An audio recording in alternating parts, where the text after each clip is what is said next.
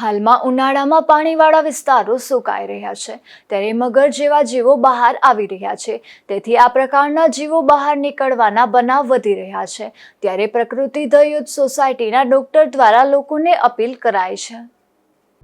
સામાન્ય રીતે પોરબંદરની આસપાસ જોવા મળતા મગર એ માર્શ ક્રોકોડાઇલ એટલે કે મીઠા પાણીના મગર હોય છે.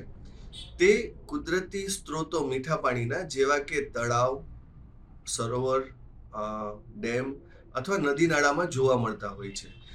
આ મગરો નદી નાળાની આસપાસ પાણી પીવા આવતા પશુઓનો શિકાર કરીને અથવા તો અંદરના માછલાઓનો શિકાર કરીને પોતાનો ખોરાક મેળવતા હોય છે.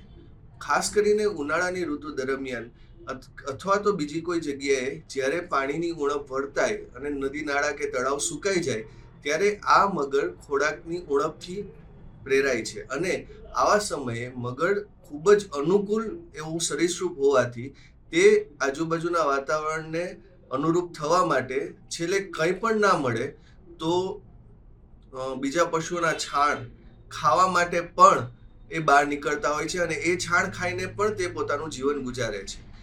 આવા સમયે આપણે ગામડાની આસપાસ જ્યારે છાણા થાપતા હોઈએ તેની ખાવા માટે થઈને મગર ગામડાઓમાં અથવા વાડી વિસ્તારમાં આવી પહોંચે છે અથવા તો જ્યાં પશુઓ બાંધેલા હોય ત્યાં આવી પહોંચે છે.